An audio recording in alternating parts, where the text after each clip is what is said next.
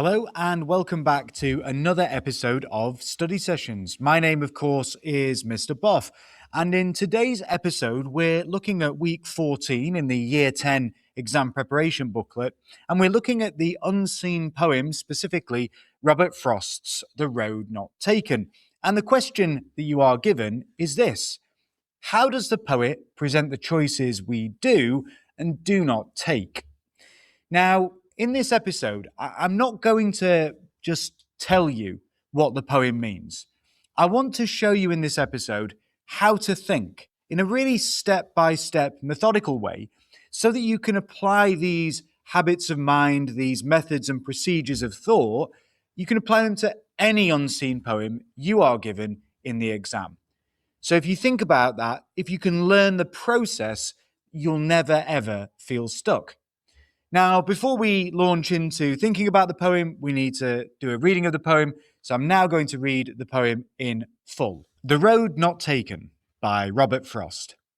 Two roads diverged in a yellow wood, and sorry I could not travel both and be one traveller. Long I stood and looked down one as far as I could to where it bent in the undergrowth, then took the other as just as fair, and having perhaps the better claim, because it was grassy and wanted wear, though as for that, the passing there had worn them really about the same. And both that morning equally lay in leaves no step had trodden black. Oh, I kept the first for another day. Yet knowing how way leads on to way, I doubted if I should ever come back. I shall be telling this with a sigh, somewhere ages and ages hence. Two roads diverged in a wood, and I took the one less travelled by, and that has made all the difference. Now, in this first section, we're posing a question, which is, how do we think about the concept of a poem? So here's the problem. When teachers say, identify the concept, what's the overall meaning of this poem? It can often sound, I think, to students a little bit like guessing or some kind of supernatural mind reading ability that teachers seem to have and that students, for whatever reason, don't. So I want to give you a very simple procedure to follow, how to think about the concept of a poem. Now, we've just heard a reading of the poem. So when you first read a poem, really your job is to answer three questions, and obviously using evidence as we do that. So the first question is, what situation is happening and being described? We might call that, what's the surface story of the poem? Then the second is, what feelings are coming up throughout the course of the poem? We might think about that not as a surface story, but the emotional story of the poem. And then finally, a really key question, what bigger human ideas does all of this connect to? So we think about the situation, we think about feelings, and then if we do that, that helps us move towards the big idea. So let's practice it quickly with the opening lines of the poem. Two roads diverged, that means move apart, in a yellow wood, and sorry I could not travel both. So what's the situation? Well, the speaker has found themselves at a fork in a road where the two roads are diverging, moving apart, and they must choose which one to take.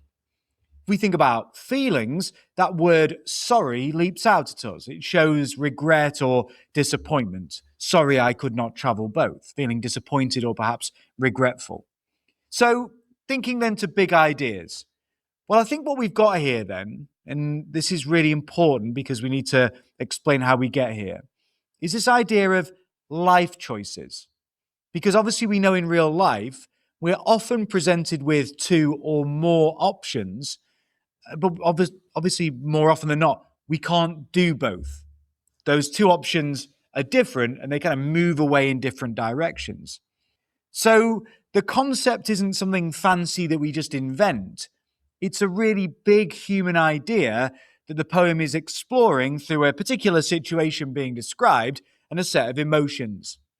So I think then for this poem, thinking about that, the idea of roads moving apart, being presented with two choices, feeling sorry, regretful, disappointed that we can't choose both simultaneously, and bearing in mind the question, which has already raised the idea of choices, if I put all of that together, what comes out is the concept really of the poem is how people make choices and, really importantly, how they feel about those choices later on.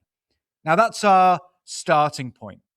But before we move on, a really key word that we're going to need in this poem is the idea, particularly for our analysis, is the idea of hindsight. So what on earth does hindsight mean? Now, hindsight, and you'll sometimes hear people say, oh, hindsight is 2020. Hindsight means understanding something after it's happened. It's a bit like this. When you're making a particular choice in life, you often do so not really knowing, often maybe not knowing at all, what the outcome will be of that choice. It's only later, later on when you're older, it may be weeks, months, years later, that when you look back with hindsight, you feel that you can see clearly what the outcome of that particular choice was. So we can think of hindsight then as looking back on our past, looking back on things that have happened, but with the knowledge of now. Okay? And that really matters because I think this poem is all about looking back at a decision and thinking, what did that choice really mean?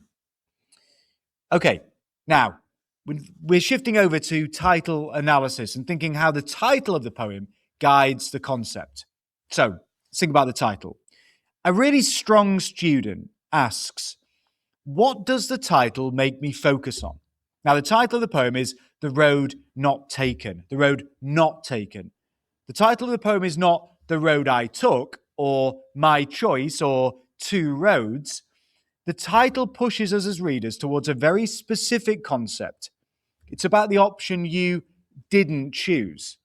And that links, of course, to the question, choices we do and do not take. Now, another really key technique here is metaphor.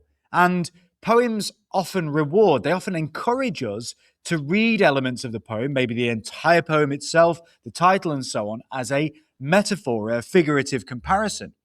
And roads are used in a really super common way metaphorically. The road here, I think, is a metaphor for something like a life path, a decision, a direction we take and this is also a metaphor, the journey of life. So a really secure title analysis idea might be that road is really a metaphor for life choices. And not taken then, if we extend the metaphor, is about those missed opportunities, the sense of the unknown, the what ifs we have in life. How would my life have been different if I'd taken a different path, a different road, made different life choices? And it's that title then that produces a reflective tone, reflecting on our own lives and the choices we've not taken, the decisions we've not made, the paths we've not gone down. It prepares us, I think, as readers to expect and anticipate a speaker who's thinking really deeply, not, I think, someone who's certain that they've got everything right in their life. Okay, beginnings. So we've dealt with the overall concept of the poem, the kind of big idea about human existence. It's about choices and the choices perhaps that we don't make as well as the choices we do make, and that idea of hindsight. Then we move to the title, and we've explored the title and how that relates to the question around choices and that broader concept of life choices and life paths. Now we're on to tracking our way through the poem itself, stanza by stanza, from the beginning, the middle, and the end of the poem. And we're looking at those three sections, beginning, middle, and end. We're going to start with the beginning, makes sense. And I'm calling this section Choice as Uncertainty and Loss. Now, here's the rule. As we move through each stage, the beginning of the poem, the middle of the poem, the end of the poem, what's the speaker doing? We're asking, what's the speaker doing? What's the speaker feeling? And what does that suggest about choice? Now, at the beginning, some of the key quotations that drew my attention are the word sorry, great short quotation. Second one was long I stood. And then 3, as far as I could. Now, let's think like a really strong student here. Sorry. Now, that's emotional. It's suggesting to me the word sorry that the speaker already senses loss because they're sorry and they recognize, perhaps regretfully, that choosing one option in life often means giving up the other. So, in this sense, choice is presented as a kind of sacrifice. You gain one path, but by gaining one path, you necessarily lose another. Long I stood shows hesitation, conveys hesitation. They're standing there for a long time. And that means the speaker can't decide quickly. Choice, as a result, is presented, I think, by the speaker and obviously by Robert Frost, the poet. Choice is presented as difficult and uncertain. Many choices in life are uncertain. We don't know, am I doing the right thing? Am I making the right choice? And those choices are difficult to make. We're full of doubt sometimes and uncertainty when we make choices in life. As far as I could. Now, the speaker here is trying to look ahead, but of course, they're a human being like you and I. They can't see the future. And here is the key conceptual leap. This mirrors real life. We can't fully predict, try as we might, to know what's going to happen after a choice. Frost is presenting choices then as something that we often make without full knowledge. And that is a really key conceptual point of analysis there, but grounded in evidence. We're grounding it. We're linking it very carefully and concretely to specific quotations. Now, as I said, we move to the middle of the poem. And I'm calling this section Choice as Justification and Self-Story. Now, this gets a bit trickier, a bit more complicated. The poem gets a bit more complicated. And I think this is where those higher marks are living in this section. So some key quotations we might want to be thinking about. Just as fair. Had worn them really about the same. I kept the first for another day, and knowing how way leads on to way. So let's narrate some of the thinking there. Just as fair. The speaker says the second road is just as fair as the first. So the choice is evidently not clearly between a kind of good path and a bad path. And what's this suggesting? That choices are often between two reasonable options that look equally good, just as fair. One path seems as good as the other. It can be very, very difficult to work out, is this the good path? Is this the bad path? Often they seem just as fair as each other, just as good as each other. Had worn them really about the same. I think this is a really important line in the poem for deeper analysis. Why is that? Because many people think the poem celebrates being different, taking the less traveled path. People often read the poem as a kind of celebration of doing your own thing, not doing, what everyone else does. But this line suggests, I think, that the two roads are not all that different. So the really strong student here is thinking, if the roads are the same, maybe the poem is not really about a special choice. Maybe it's about how we tell ourselves stories about the choices that we make. And I think this is where the concept really starts to sharpen up. I think the poem might be exploring how people justify their decisions, particularly after the fact, that they try to create meaning, to suggest to themselves and others that the decisions they've made are really meaningful. And they tell a story like, you know what, in life I've chosen a unique path, even if at the time the options in reality were quite similar. Now, we've also got the quotation, I kept the first for another day. The exclamation mark here can suggest almost like a little burst of confidence, maybe a bit like the speakers trying to reassure themselves. But then we get the quote, knowing how way leads on to way.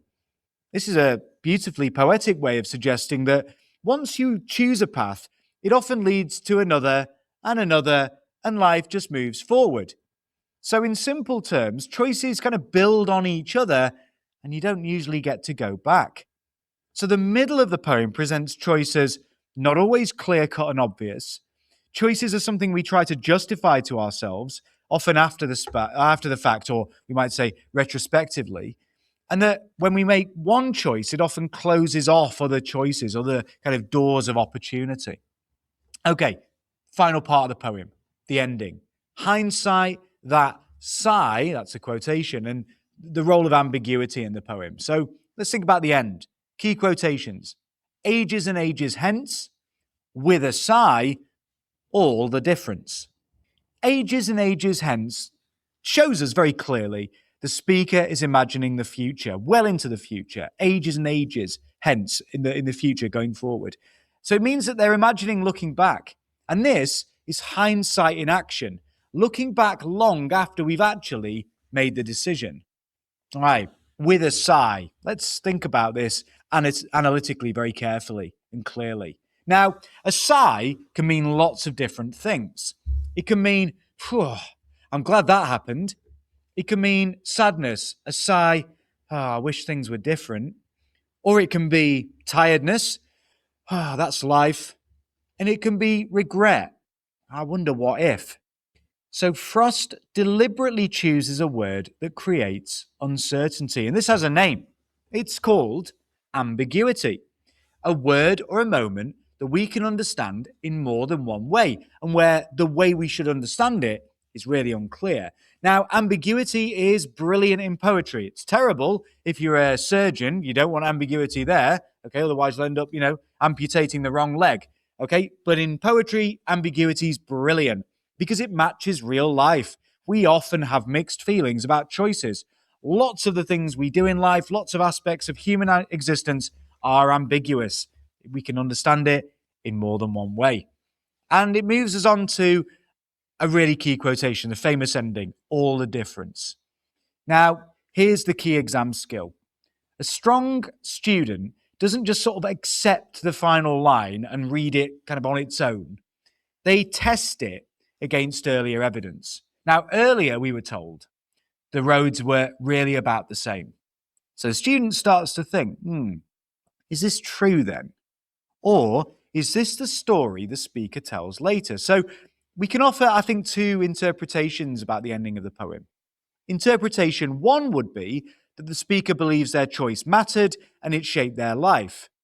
But I think an interesting alternative second interpretation is that the speaker is almost rewriting the past, turning what was at the time an ordinary choice into a dramatic turning point to make the story or narrative of their life feel really meaningful. Now, both of these interpretations are valid as long as they're evidenced. And in fact, we can make more than one interpretation. Both of these interpretations can be true at the same time.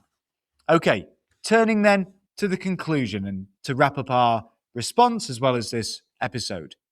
How to turn all of this into 24 marks. Now, let's finish our analysis, let's finish our response by pulling the whole thing into just one key conceptual conclusion. This poem can be read as an exploration of choice and hindsight. That is, how people make decisions without full knowledge, and later they look back and create stories about those decisions. So we neatly tie up our conceptualized approach to the poem with just a final line, and there's an idea for you. So, to recap, to succeed in this particular question, we need to track the poem from start to end. We've got to be zooming in on keywords and phrases, obviously word level analysis. We've got to explain analytically what then that suggests about choice. That's a question focus. And we can offer an alternative interpretation, particularly at the end of our response, particularly when we deal with the famous ending of this poem. So that's going to show that we recognize that poetry is often ambiguous. There's more than one interpretation. We do all of this, and that is how we're going to turn our poetry analysis, our unseen poetry analysis, into a really high mark response. So I hope this has been a useful episode for you, giving you some greater clarity on the procedures and methods and processes you need to follow to be really, really successful in this task. Okay, as always, thank you so much for listening, and I'll see you on the next one.